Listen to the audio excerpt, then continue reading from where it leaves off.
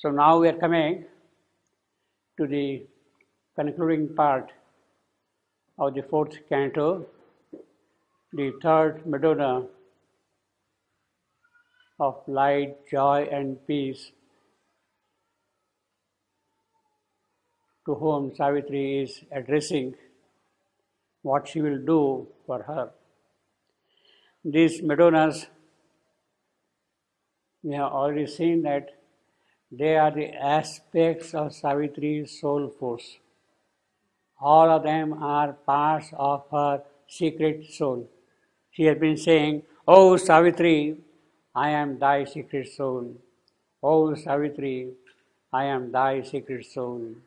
Oh Savitri, I am thy secret soul." And each one has its own aspect in the operation of inner working, both in the occult region as well as to some extent in the spiritual dimensions. If we had to give some kind of a metaphysical connection to these Madonnas, we can say that the first Madonna of suffering, divine pity, she corresponds to Tamasa, the force of nature holding things in its own manner, Tamasa. The second, Rajasa, and the third, Sattva. So these are the three gunas, three qualities which are present in our soul, and it is these three qualities which project out in their outward nature. You are a tamasic man, you are a rajasic person, active, dynamic, pushing things around. You are a man of wisdom, of meditation, serene thought, sattva. So these are the three aspects which get projected in the outer working of every person. So in that sense, these three Madonnas can be linked up with the three qualities of our soul. Each one has its own soul. But these, in the case of Savitri, have a different connotation, a distinct connotation, in the sense that they are also the aspects of the divine in her divine soul, Savitri's, not in nature. One thing which I am not able to really understand, and maybe you can tell me also, for instance, this now, the third Madonna, Savitri heard a voice, the warped answer heard. From the subliminal, this Madonna is telling to Savitri something, and in response from the bottom, from the subconscious, there is the opposition of ego personality coming and asserting his own personality in nature. That is the warped voice. And turning to her being of light, she spoke. Savitri is turning to her being of light. She is not answering like we would do with our mental thought. She is answering from the depths of her light source itself. There is a kind of a luminosity in the answer. And then she says, Madonna, she addresses to her, Madonna of light, mother of joy and peace. Light, joy, peace. These are the aspects of this Madonna. Now, in all the three cases, we have Madonna of light. Sorry, we have got first phrase is always Madonna of light. Madonna of. Let's see, this thing is important. See, the first Madonna, 122.39, Madonna of suffering, mother of grief divine. Then the second Madonna,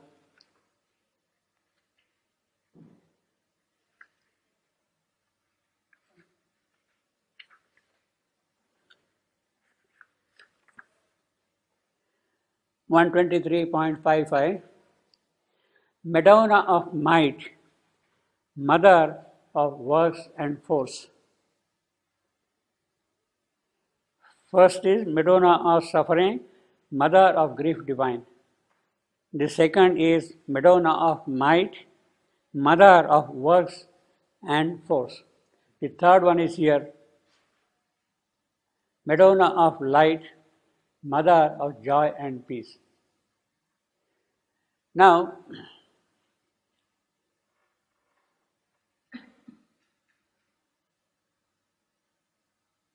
this Madonna and this mother, in all the three cases, are the same.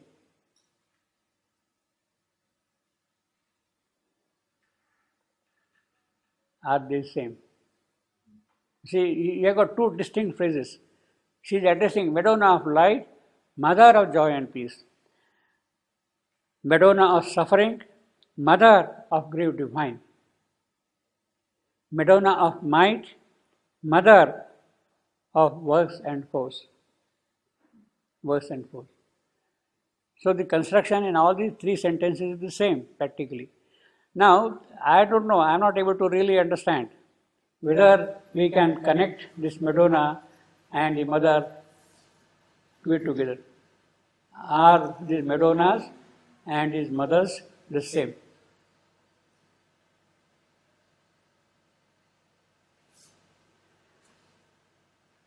So, I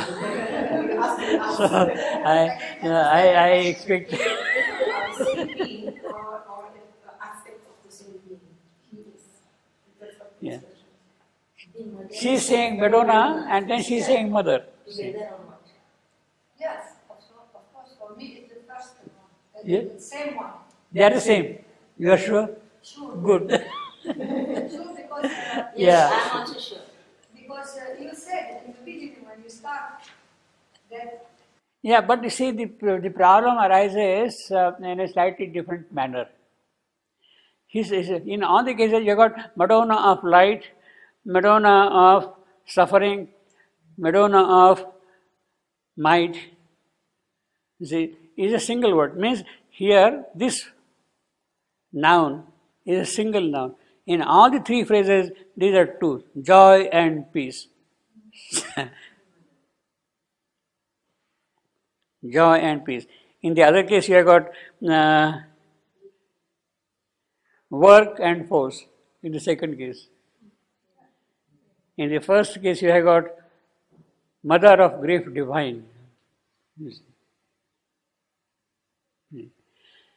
So, does it mean that, see, why should she say mother of might, here, mother of joy and peace and mother of light? What is the connection between light and joy and peace?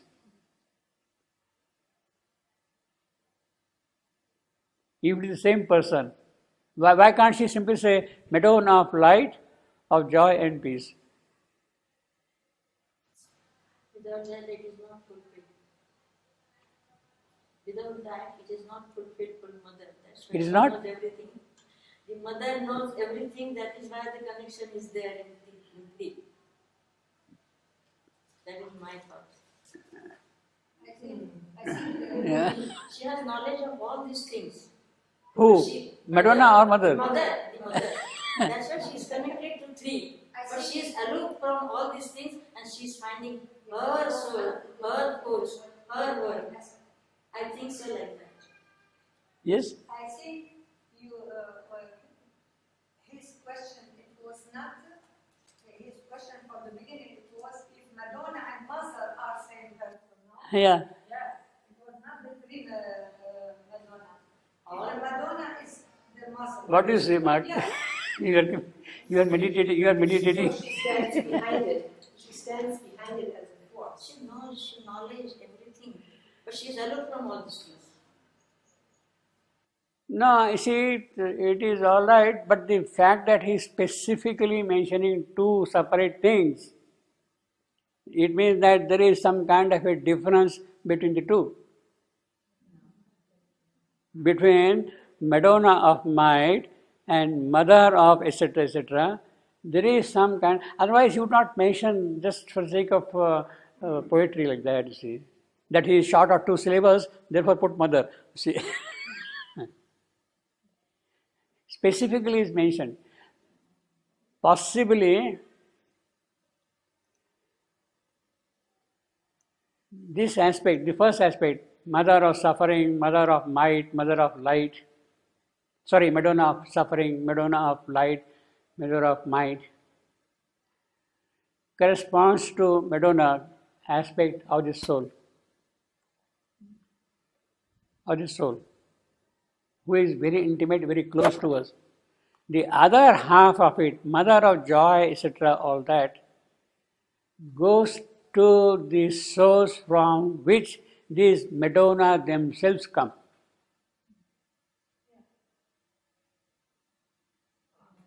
They are the mother. These are, Madonnas are seated here. Mothers, they are emanations, they are incarnations. Their presence in the soul is the Madonna. She is the mother of joy and peace, very beautiful up there in the skies, in the spiritual world. But who is there in the occult? Who is there in the occult? The Madonna. She's going into the money. Yes, into the Madonna. Yeah. The spiritual presence of the divinities, of these mothers in the cosmic play, cosmic manifestation, she is a mother of joy and peace. She is the mother of wisdom. She is the mother of divine pity.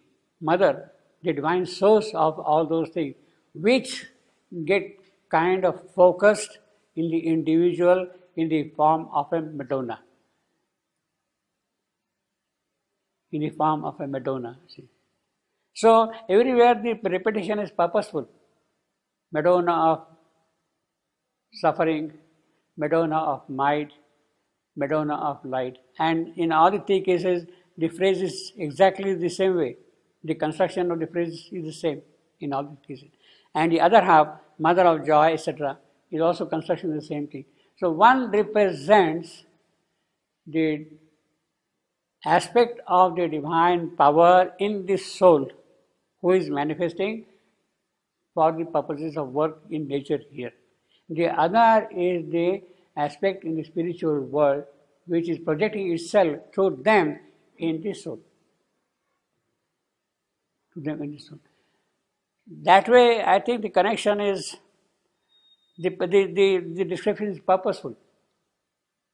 The link between the inner and the upper spiritual is what is now brought here distinctly in this double formulation. Thou art a portion of myself put forth. Savitri is addressing to all of them in the same manner. Thou art a portion of myself put forth to raise the spirit which forgotten hides and wake the soul by touches of the heavens. So again, the dual aspect. Everywhere, in all the crucial statements, you see the touch, the element of Sri Aurobindo spiritual philosophy. Raise the spirit to its forgotten heights, from below up. From below up. Wake the soul by the touch of the heaven, from above below. The soul coming, the touch of heaven from above, raising up the soul below. Means the upward movement and the downward movement, the ascent and the descent, both of them are linked together in many of these formulations in Savitri. You see that thing consistently. So he has, kind of brought both the aspects. There is the aspect of evolution, there is the aspect of involution, there is the aspect of ascent, there is the aspect of descent. Raise, come down, both simultaneously. To raise the spirit to its forgotten heights. It has taken this plunge here in ignorance, so it has forgotten its heights. Lift them up. Because the word, the soul draws near to God. Because the word, love grows in spite of hate.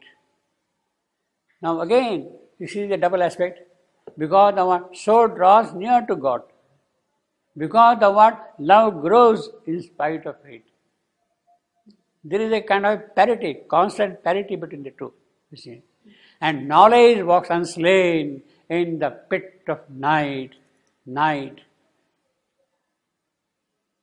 that is a great thing she is doing because of this Madonna, because of this mother, that knowledge is not afraid of entering into the pit of night. It can walk pit of night because of this lady. She is the one who brings wisdom, knowledge, even in the night, in the darkness. The night knows that night is because of her. Because of her. I am there as a night for a purpose. How do I know that?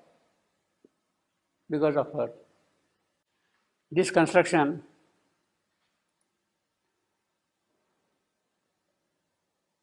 poetically, this is very balanced construction. It's not a repetition. One is up, one is down. You see.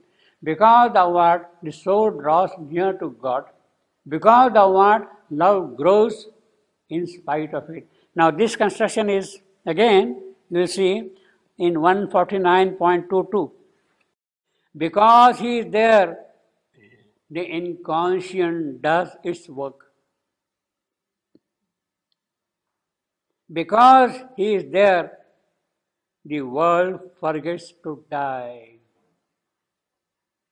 The world forgets to die. Poetically, it's kind of a balanced statement again. This is the only instance we have got same kind of a poetic construction. Because the word, the soul draws near to God. Because the word, love grows in spite of it.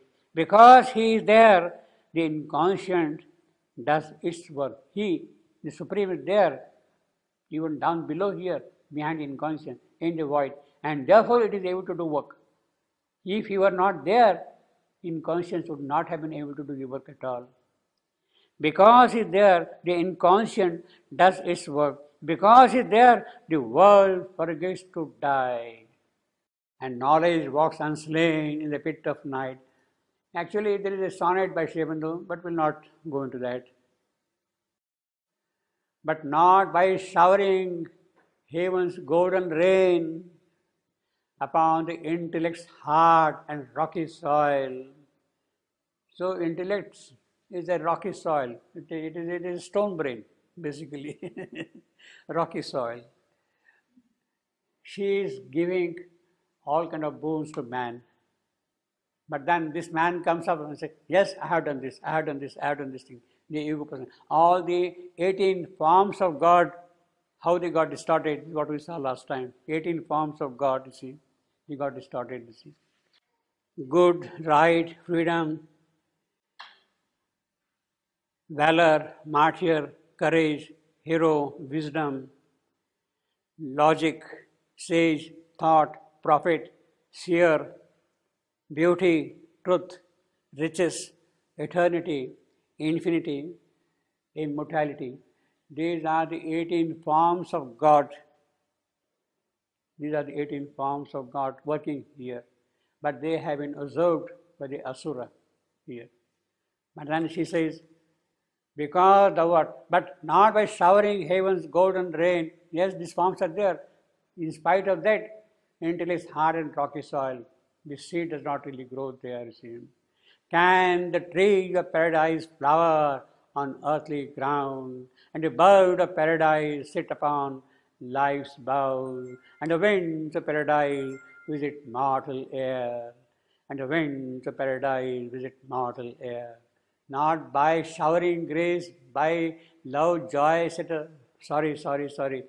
They are not going to work at all here. Can the tree of paradise flower on earthly ground, and the bird of paradise sit upon life's bough, and the winds of paradise visit mortal air?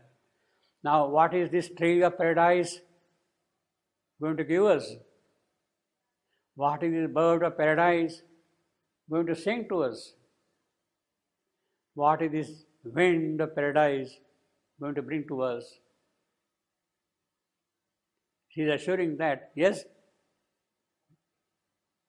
There is the bird of paradise, there is the tree of paradise, there is the wind also of paradise. What are they going to bring to us? They cannot be here. Tree of paradise will bring the fruit of life. Fruit of life. Tree of paradise. Fruit of life. Why? Why life? You see, in the biblical story, Adam and Eve, this poor lady, she was tempted, seduced by Satan, and she ate the fruit of knowledge. She ate the fruit of knowledge. Immediately, the couple was driven out of paradise. After eating the fruit of knowledge,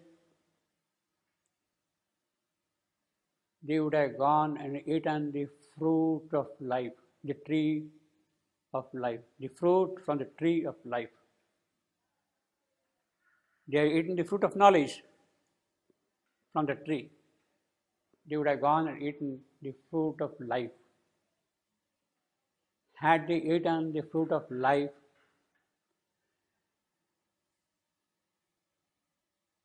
they would not have been able to progress at all. They would have remained where they were, static, vital world as it was, and therefore there was a kind of intervention. They were driven out of paradise. Get out from here and go to earth. Death came. It is that death which makes them now progress towards the tree of life. Had they eaten the tree of life, the fruit of life, they would have become immortal. They would have become immortal. It means that they would have remained stuck.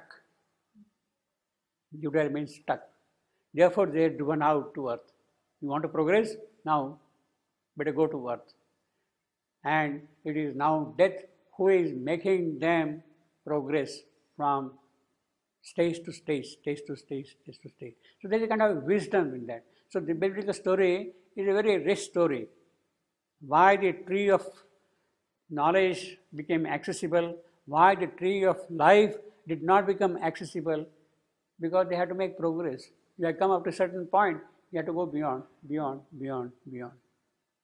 So this tree of paradise, what is it going to bring? It is going to bring that fruit of life, where immortality will not come in the way of your progress. Will not come in the way of your progress.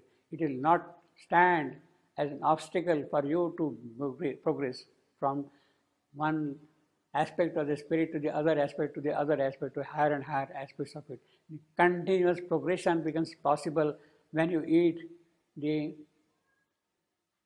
fruit of the tree of life. That is what it means, you see. Well, can the tree of paradise, Mother learnt occultism in Algeria from Thion. And on one occasion, she went in an inn under the guidance of Thion, and she discovered a box on which was written the mantra of life. The mantra of life. Thion got interested in it, and he told her, open it, tell me what it is, that mantra of life. She refused. She did not open that box at all. She did not reveal what that mantra of life to Thion. Thion became kind of angry, and he almost strangled her to death. But there was always for her the protection. She managed to come out of it. And later, she gave that mantra of life to Sri Aurobindo. She offered it to Sri Aurobindo, that mantra of life.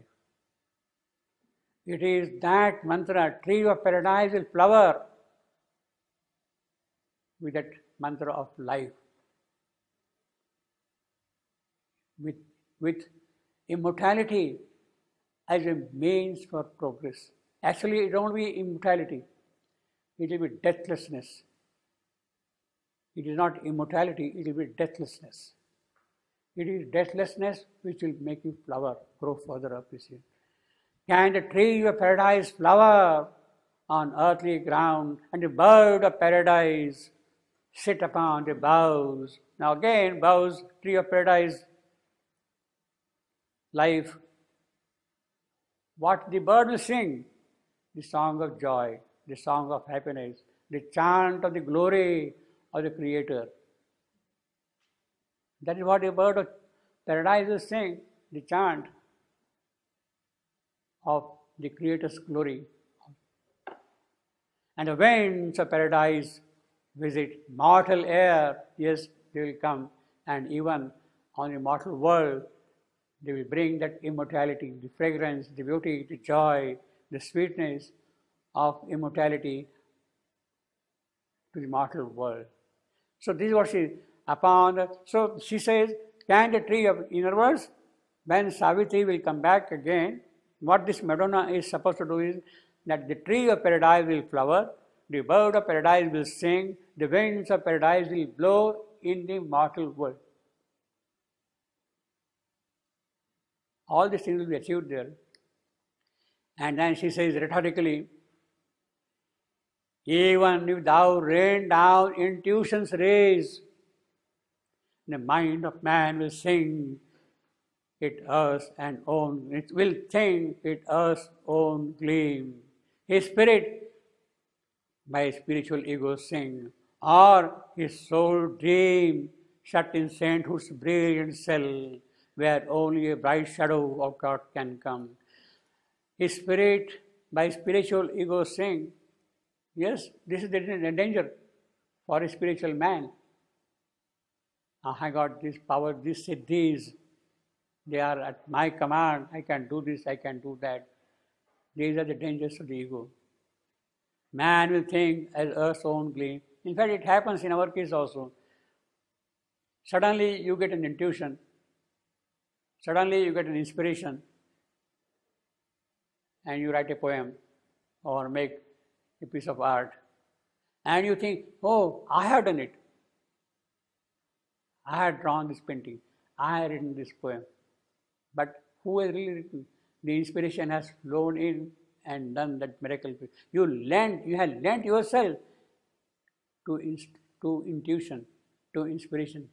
You have become an instrument for intuition to write something, to do something, you see. But we possess it, we claim it. His spirit by spiritual ego sing. This is what happens to the great spiritual persons. This is not uncommon. The fall of yogis is very often because of that, you see. Some part in the nature remains degenerate, has not sufficiently purified. It comes and asserts itself, and then the fall begins with that. So the purification is very difficult, very.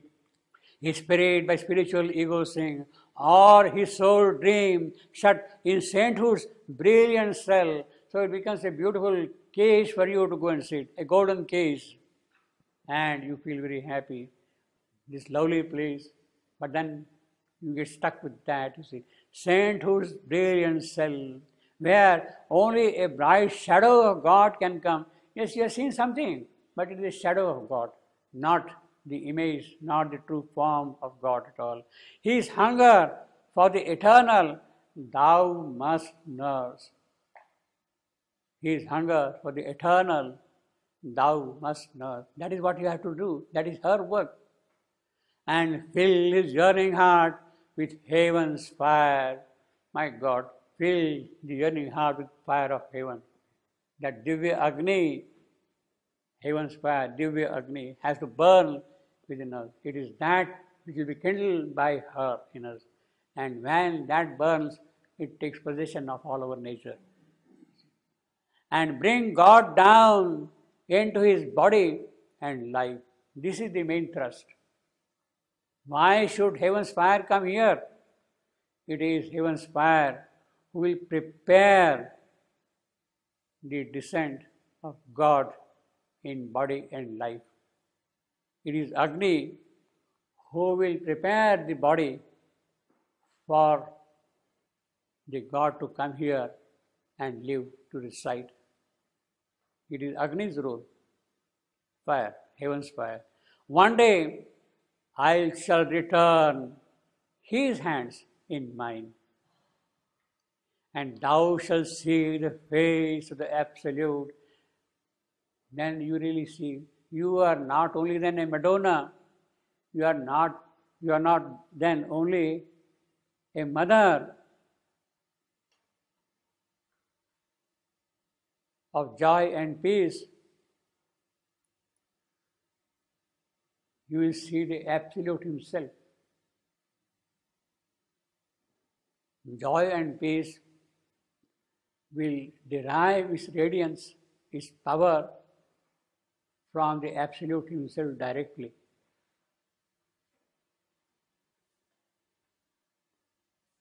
Brilliant self where only his hands in mine, so they'll come together.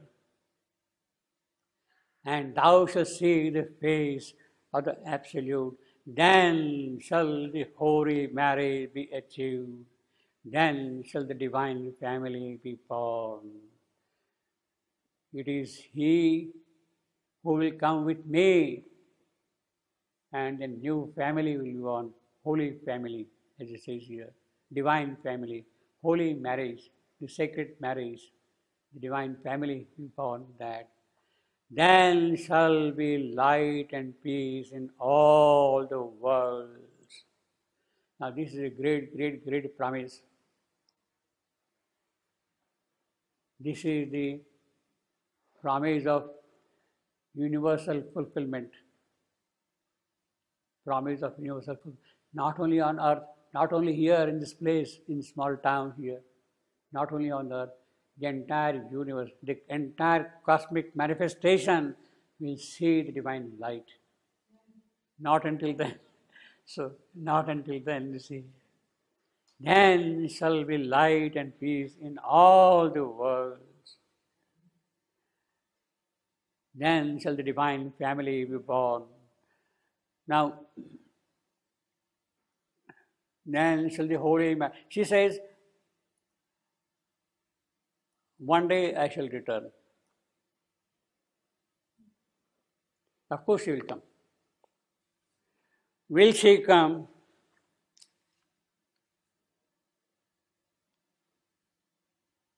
In a supramental body, made in a supramental way. Because she says, I will come with his hands in mine. With his hands in mine. He is going to come here only in a supramental body made in a supramental way. As far as his coming is concerned, that is already fixed. He will come in a supramental body made in a supramental way. Will she also come in that way?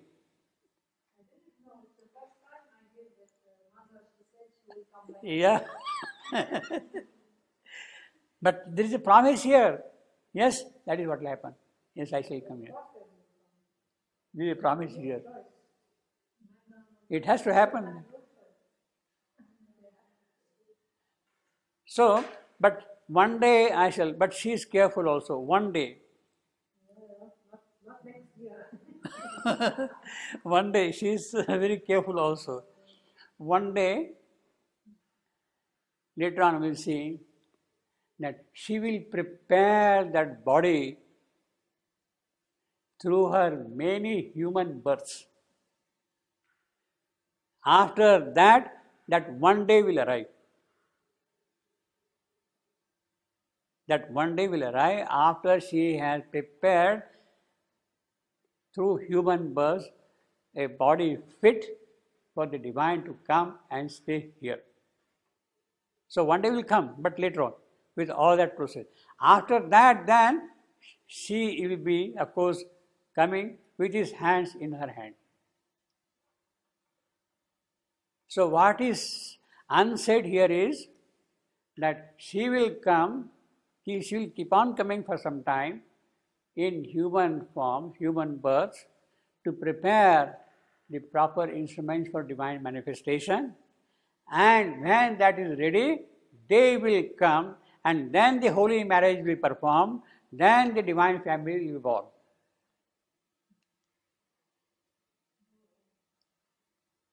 All this you, in this one sentence, Yes, it's all there. I suppose so. so still there will be more incarnation for her. It's not the Well, last he time. doesn't say incarnation. It's not necessary in the form of incarnation. Through many human births, the body will be prepared, and then the mighty mother will come. Then the mighty mother will come. This is that. Through many human births of yours, the preparation will go on. You are at the moment in the stage of Srom. You have to become Gnostic beings, Superman. So the gap which is there, that has to be prepared. And that she will prepare through her human birth. Human birth does not necessarily mean incarnation. What does it mean? No, not necessarily incarnate. She will come. She might be also already there and working. We don't know. But human being is an Yeah, she is working in her own way, and then it will keep on happening all around. You see, she is preparing the whole thing. Yeah. One day I shall return his hands in mine. She says one day. She is not specifying. Why she is not specifying? She can't specify at this stage. She can't specify at this stage one day. Because she has not yet found her soul.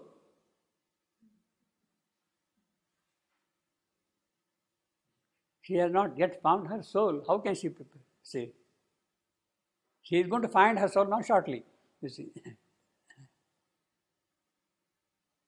There shall be light and peace in all the world, Prakash and Shant. Shanti, there will be there. Shanti, that is peace. Light, Prakash. There will be illumination, there will be peace. In all the worlds, this is important. All the worlds, not only the physical worlds, the astronomical world, the stars and galaxies, not only that, but the worlds of mind, the worlds of life, the worlds of physical, subtle, all, even down below in the subconscious, inconscious, everywhere. All the worlds, there shall be light and peace. Not only the material manifestation of what we see around. Now this Madonna, looks like one on that this and Madonna of light, Madonna of light, mother of joy and peace. Bhutta's painting. Very grave, very deep.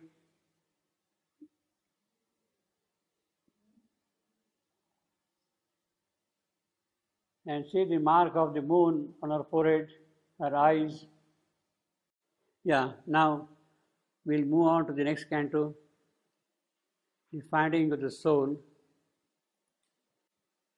First painting of this canto by Bhutta, finding of the soul. You can see Savitri, her soul. She's crossing through the door. Second painting. She's going inward. She sees the passage, see some bright figures while she's going from door to door, she's entering inward. She is seeing now behind. She's approaching closer to her soul's place. The Supreme Soul of Savitri and the Divine Human Savitri, they are face to face meeting. She has become one with her divine soul. Savitri has become one with the divine soul. Now Savitri is sitting by the side of her Satyavan, who is still asleep there. She is meditating. All the experiences happen in this condition for Savitri. Within just a couple of days, 3 days, all these things are happening for Savitri. Within 3 days, you see. And she sees now divining her soul, and then the divine Shakti which is coming and entering it. All the powers which are locked in a subtle body, the Kundalini is rising from below up like that. All the 7 centers are opening out to the divine force. All the lotuses in the subtle body are opening one by one. Our immediate picture is this Savitri going towards the soul, you see. Onward she passed, seeking the soul's mystic cave. That is what we have got in the first slide, you see. She passed, seeking the soul's mystic cave. Now, before we go with the text, let me give some details about this canto. We have got here 3 sections. Section 125,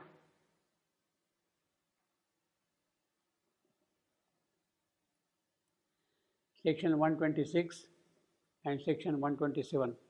3 sections, 25, 26, 27. In first section, 125, there are in all 141 lines and 39 sentences. This section consists of 39 sentences and 141 lines. In the second section, you got 59 lines, 59 lines, a short one, 59 lines and just 10 sentences. And in third, you have got 144 lines and 32 sentences. So in all, in this canto, we have got 344 lines and 81 sentences. The whole canto consists of just 81 sentences. So again, on average, as we have been doing, the number of lines per stanza, per sentence, comes to 4.25, around 4. This is what we have been seeing all along. The number of lines per sentence averages to 4, which is telling here also, 4.25. Now, in this particular canto, we have some revisions.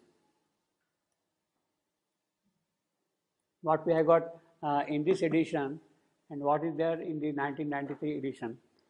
There are in all 42 revisions, 42 revisions.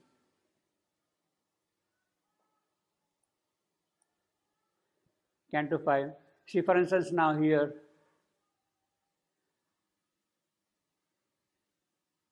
you got K capital in this edition. It has become K small in the revised edition. But the most interesting case is this one of revision, 125.18. In the first edition of Savitri, we have got, he carried a mortal luster as his robe. In the revised edition, in fact, in the 1954, in the 1972, in 1993, in all the subsequent editions, we have, he carried immortal luster as his robe. In other words, immortal, or the first edition, has become in all the other editions immortal. Immortal has become immortal. Well, that looks very odd, very strange. How can immortal and immortal be alternatives? In all the other places, they say that they write in the text immortal luster, and in the footnote they say alternative amortal luster. In all the other editions, the text says immortal luster, and the footnote says amortal luster as alternative. Now, I don't understand how amortal can become an alternative for immortal. They are exactly the opposite, you see. Now, no background is available anywhere. Why this change has taken place? Nowhere. But one day, I asked Nirodharan, how can immortal become an alternative for amortal? How can you change that thing at all? Then he came out with the argument that this is a dictated line. This is a dictated line. And people argue that Sri Aurobindo might have said immortal, but he heard immortal.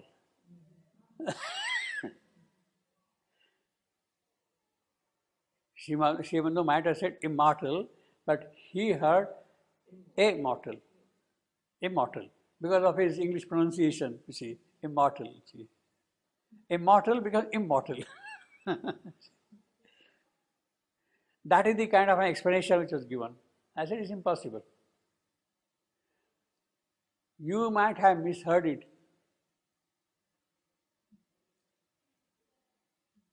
This way.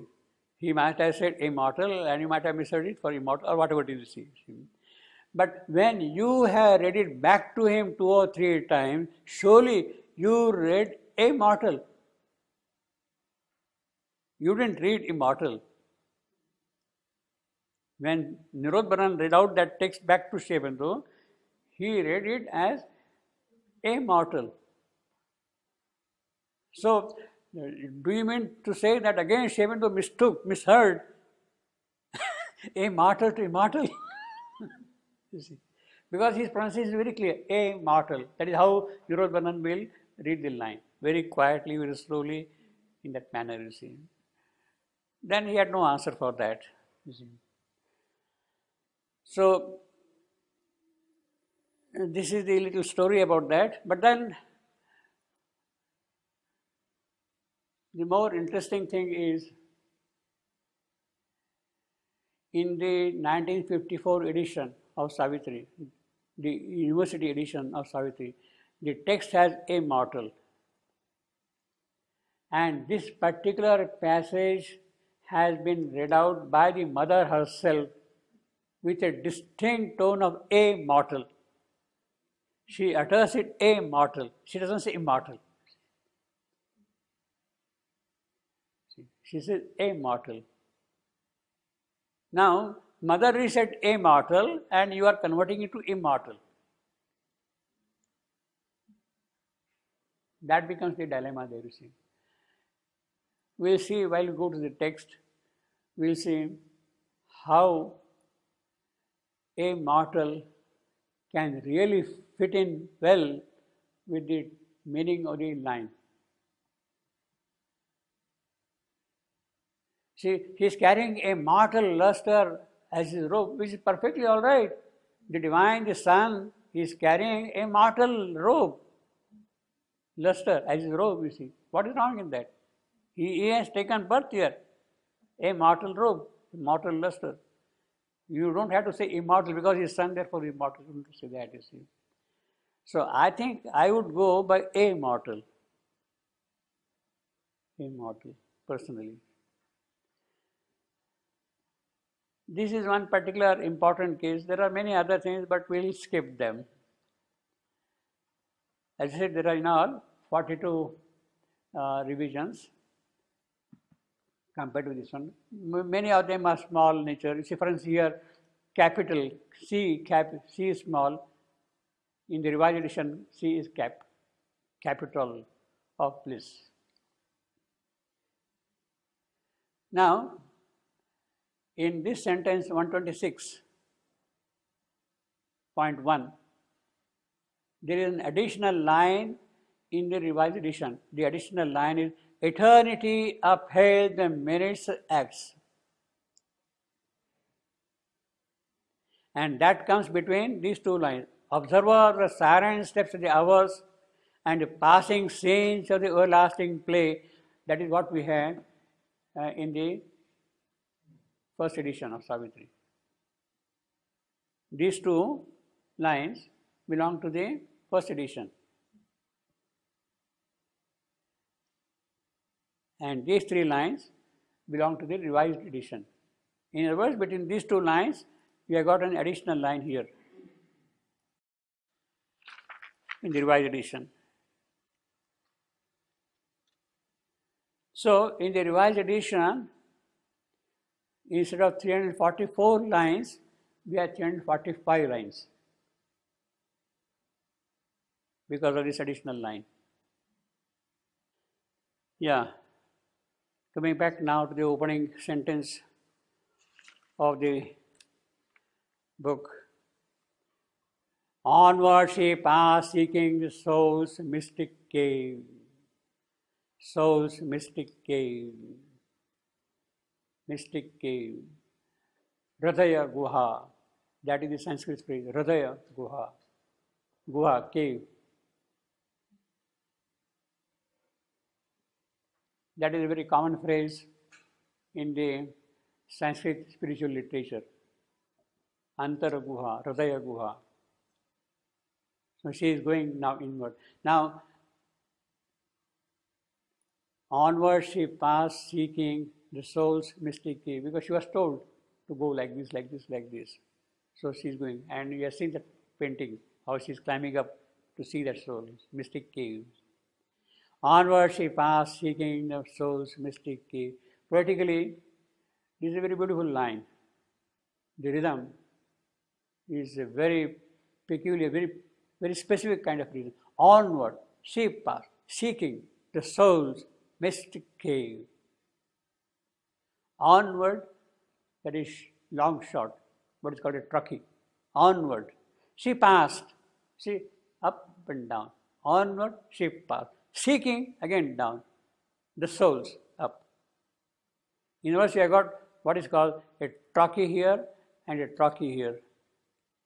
And here you have got an am, and here you have got another am. Long, short, short, long. Long, short, short, long. That is how the beat is moving. Onward she passed, seeking the soul's mystic cave. Here, mystic cave has got 3 syllables. Mystic cave. Long, short, long. That is called critic. C-R-A-T-I-C. Critic. Sometimes she even uses that kind of a construction. Critic. Onward she passed, seeking the soul's mystic cave. At first, she stepped into a night of God. Now, this is a totally different kind of an experience. Night of God has to some extent the Catholic tinge in it. Night of God. Roman Catholic aspect of mysticism in that theology, Night of God. But the Catholic Night of God is of a slightly different kind than the Night of God we are going to meet here. There is a difference between the two. We'll see that thing shortly. But he has brought that thing. Now, this is an experience which is perhaps necessary also before you discover your soul. You have to pass the night of God. It is not the night of anguish, suffering, toil, misery, of difficulty, of distress while approaching your spiritual goal. It is not that at all, that kind of a night. It is not a spiritual night of suffering in that sense. But this is something which will keep away from you all that which comes in the expression or the quality of the soul. That is the difference between the two. She first stepped into a night of God. See,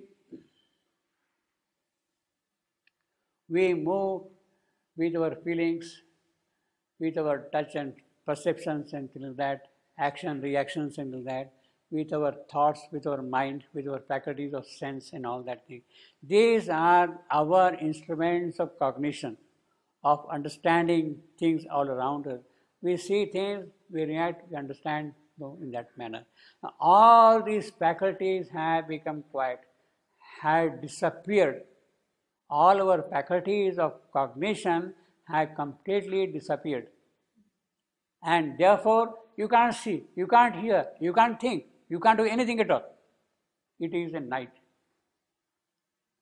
The new faculties have not yet come, but the old faculties had sort of disappeared. They are not there at all now, you see. So it is that kind of a night. You are not having mind, so you become kind of an idiot. You can't express your emotion, you become a stupid fellow, you see. Unresponsive, insensitive like that, you see. You can't work, you are a tamasic man like that, you see, in that way, you see. So it is that condition in which Savitri is first stepping in. All the faculties of human cognition have ceased to exist. And therefore it is night. It is a night not of man, night of God. Because they don't exist there at all, you see. Unless these things have stopped, the divine faculties cannot come and enter in it. You have to become night first, then only the light can come. In that sense, you see. Then only the light can come here. In fact, that is what say, the light was quenched that helps the laboring world. That is what we live in, laboring world. The power of the struggles and stumbles in our life, this inefficient mind gave up its thought. The striving heart is unavailing hope. So mind is not there, heart is not there. Everything has failed completely. She is unable to say anything, listen anything at all. This inefficient mind, this striving heart, in what way they can help us? Not at all. They have ceased to be there. Striving heart also has ceased. It has not any hope at all now, you see, completely. Therefore it is a night, because new thing has not come yet so far, a higher faculty. In a way, but definitely of a totally different kind. The mother had entered into the physical night of God. Physical night of God. She does not know what to do with the physical. But at the same time, all the other faculties have ceased to see anything at all. She said that I have sent back my mind.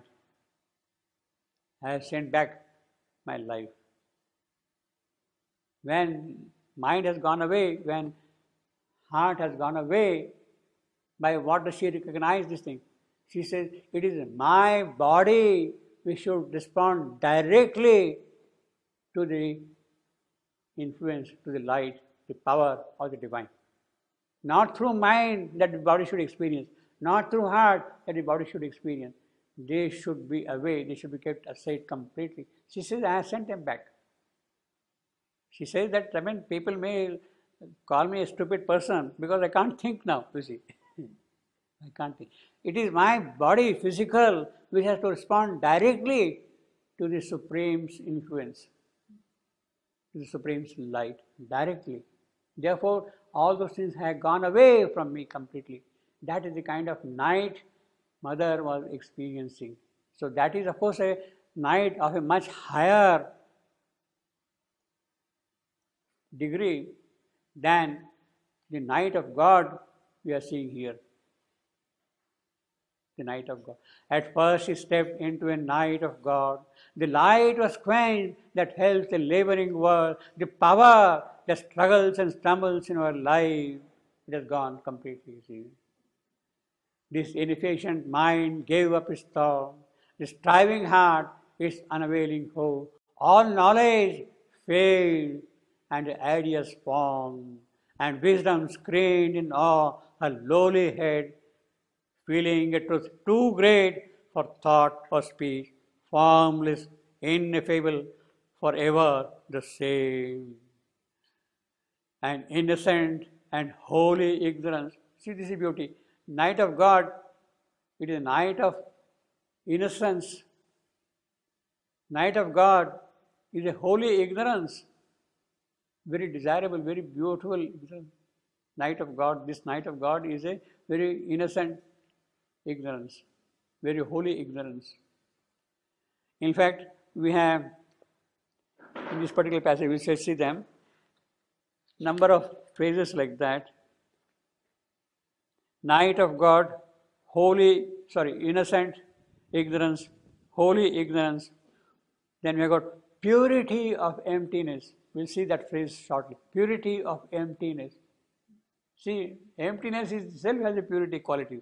Purity of emptiness. Naked self, nothing, nothing. No pride of force. Herself was nothing. Then we have got a phrase, sacred darkness, holy ignorance, night of God, sacred darkness.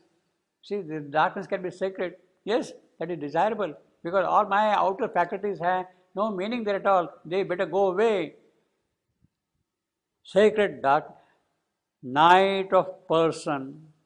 And then he says, holy stillness. It is stillness, quiet, it is holy. Nothing is disturbing there at all. These are the phrases which are coming here repeatedly in this context, in this night of God. Night of the soul, la noche oscura del alma. That is Spanish phrase. Now, this is the experience of St. John of the Cross. 16th century saint of Spain. Now he says, of course, he says, dark night of the soul. He talks of the dark night of the soul.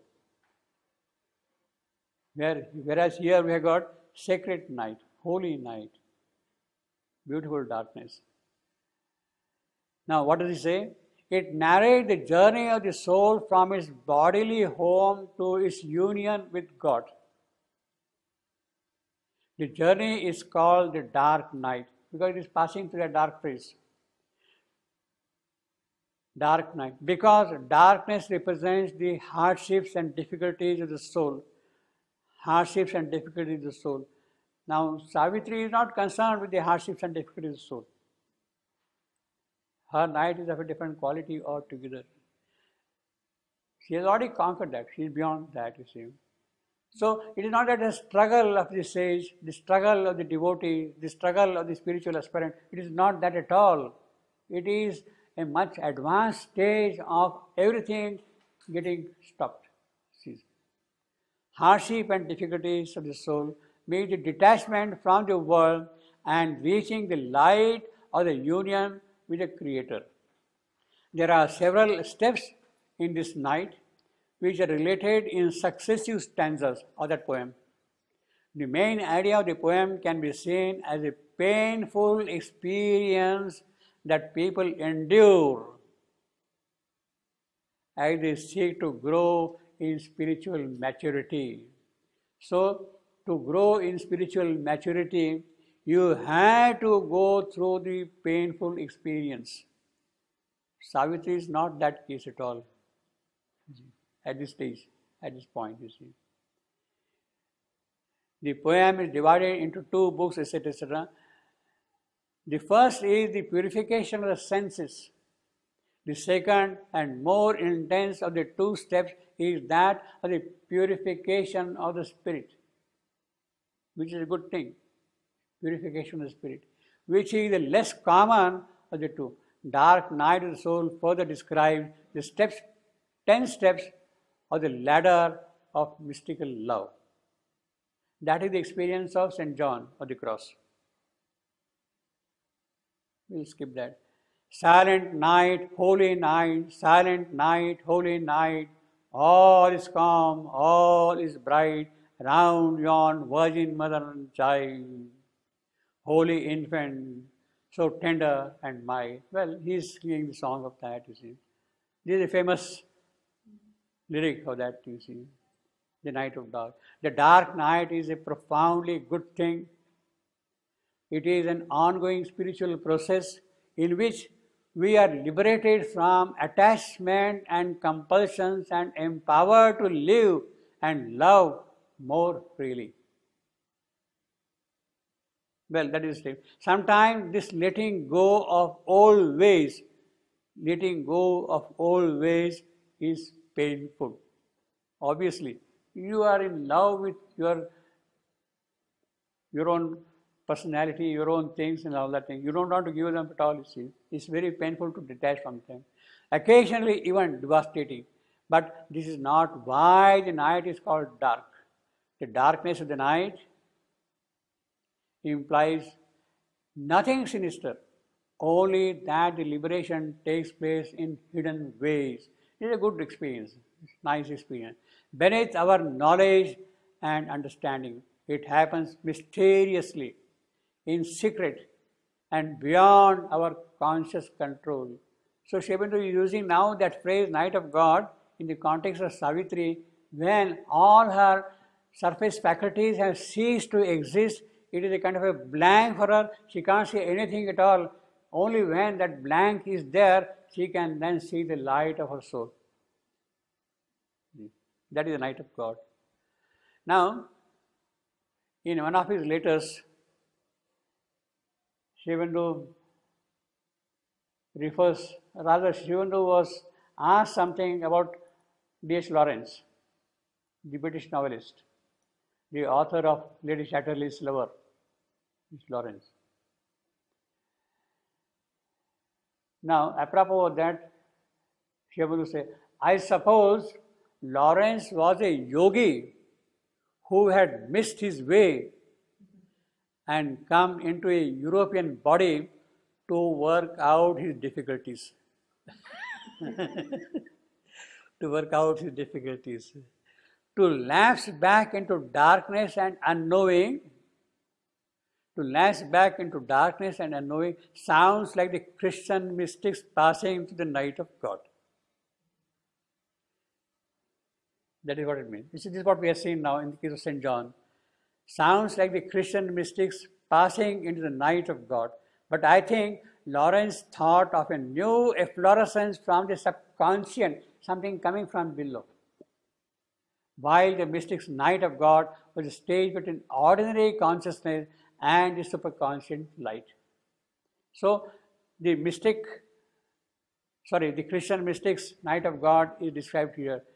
The mystic's night of God was a stage between ordinary consciousness and the superconscious light, our surface consciousness and the higher light. This was a letter written by Sri Aurobindo on 26 June 1936. And then here it says, this is a very beautiful letter. The passage you have quoted certainly shows that Lawrence had an idea of new spiritual birth. From the subconscious, something rising and showing up. What he has written, there could be a very accurate indication of the process of the change. The putting away of the old mind, vital, physical, that is what Savitri is doing, old mind. Away of the old mind, vital, physical, and the emergence of a new consciousness. That is what happens. For the emergence of new consciousness, you have to pass through the night of God. You have to pass through the night of God. From the now invisible within, not an illusionary periphery like the present mental, vital, physical ignorance, but a truth becoming from the true being within. He speaks, Lawrence speaks, of the transition of a darkness created by the rejection of the outer mental light. Outer mental light is rejected, and therefore there is darkness. A darkness intervening before the true light from the invisible can come. Certain Christian mystics have said the same thing, and the Upanishad also speaks of the luminous being beyond the darkness. That is what Savitri is going to experience now. Luminous being beyond darkness. He speaks of the transition as a darkness created by rejection, etc. etc. But in India, the rejection of the mental light, the vital stir, the physical hard, narrow concreteness is more often not to a darkness, but to a wide emptiness and silence. That is the spiritual aspect of it. Wide emptiness and silence, which begins afterwards to fill with the light of a deeper, greater, truer consciousness. So the whole phrase is here. The whole description is here.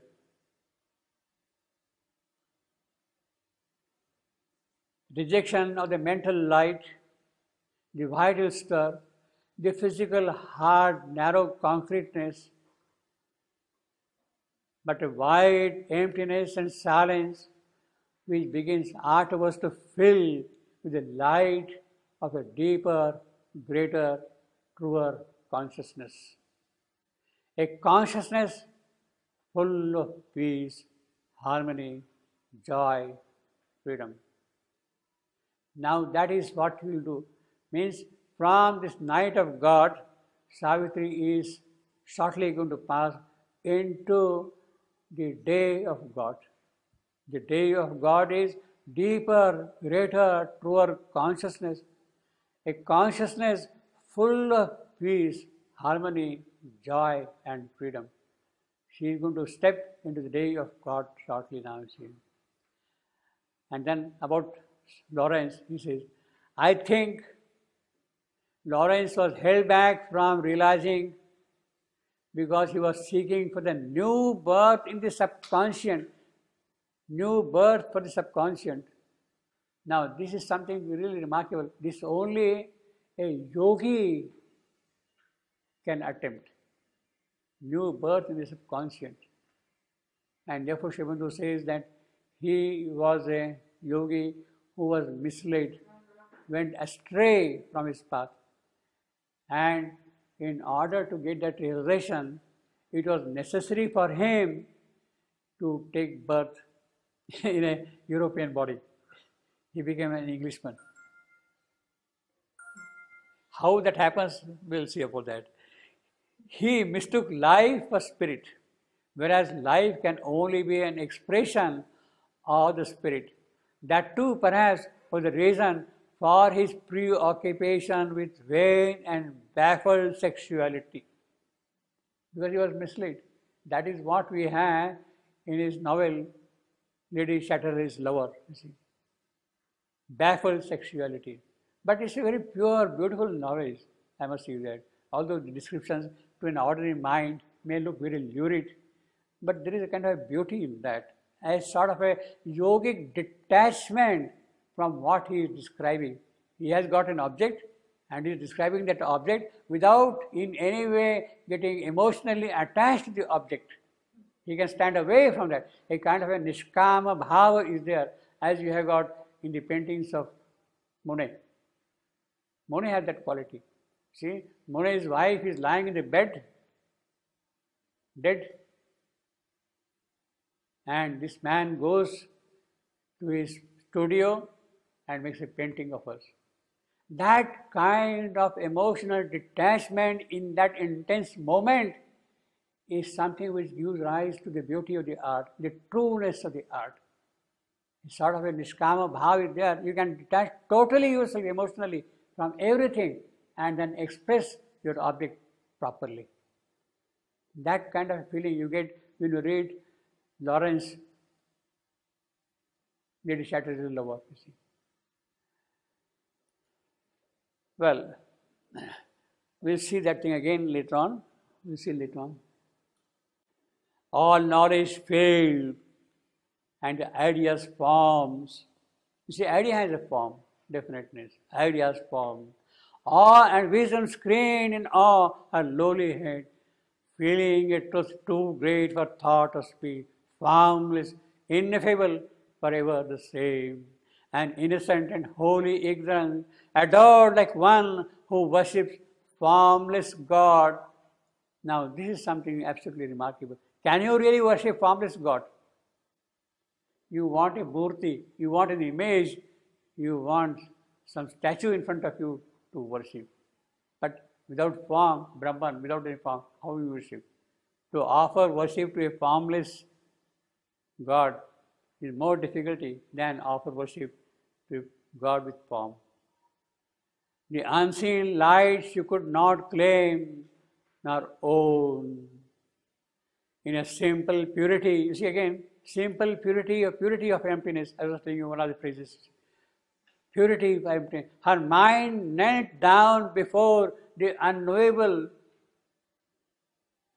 Before the unknowable, she is kneeling down, offering herself, surrendering herself totally to the unknowable. Now this before the unknowable is what we have got worshipping the formless God. Worshipping the formless God is surrendering to the unknowable.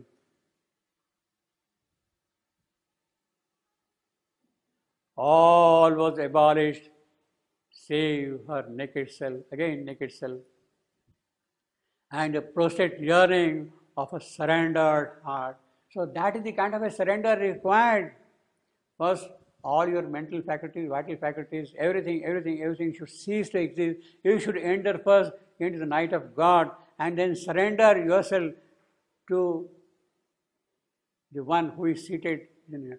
Then only you will be able to approach your soul. Not until then, see.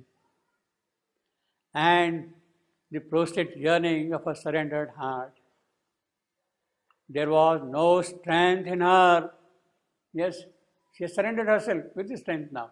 Even whatever strength she had, Lord, it is yours. It is yours. It is yours. The lofty burning of desire has sung. So it is not the desire. I want to be great yogi. I want to be Superman. I want to help mankind. I want to bring out transformation in this creation. That desire, gone, gone, gone. No, I don't want that. You do what you want. I am going to surrender to you. I am going to be your instrument. You can use me as your instrument and do whatever you want me to do, not me. That desire has gone completely. The lofty burning of desire has sung, a shame, a vanity of separate self. The hope of spiritual greatness, that is what happens now, spiritual greatness. Salvation she asked not, nor a heavenly crown. Give me beauty, give me joy, give me happiness. Let the bird of paradise sing in my garden. I don't want even that. If it doesn't want to sing, let him come and sing. I'm not going to ask for that, you see. Herself was nothing. God alone was all. Herself was nothing. God alone was all. Now this is something remarkable, you see. She has already that realization. Yet God she knew not, but only knew He was. There is something in her, some kind of a deeper perception in her, which tells her that God is there. A sacred darkness, again you see that phrase, sacred darkness, brooded now within. The world was a deep darkness, great and new. This void held more than all the teeming worlds. Yes, that is the beauty of this void. That is the mystic nature of this void. It is empty, it is shunya, it is zero, it is cipher, but that cipher is holding everything in it. All the contents are there in it. Because who is that cipher? Who is that zero? Who is that emptiness? It is He Himself who is that emptiness. Because it is He who is emptiness, therefore that in He everything is there. All the worlds are there. Who is void? He is void. He is there.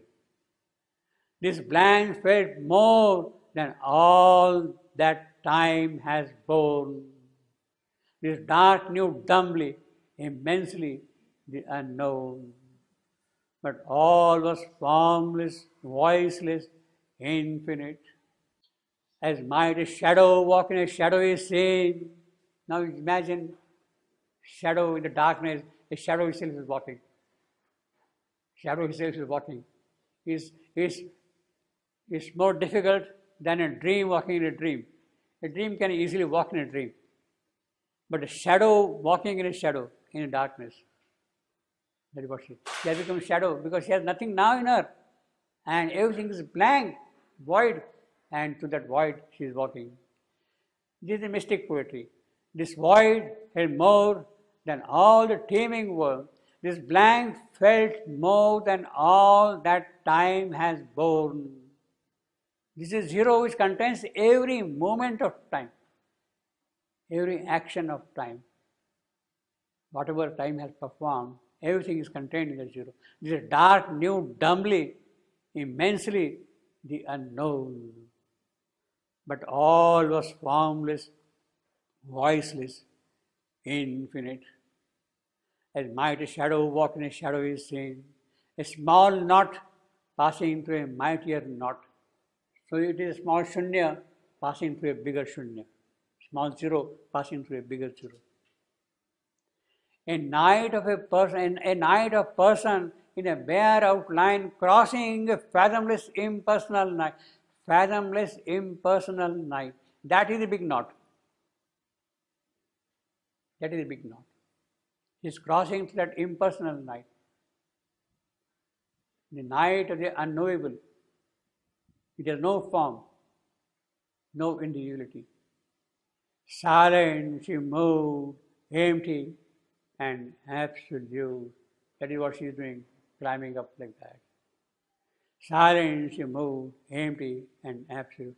In endless time, her soul reached a wide end. The spaceless vast became her spirit's place. So this is the time aspect of it. This is the space aspect of it. So space and time, how she, through endless time, in spaceless vast, how she is going through space and time, to go.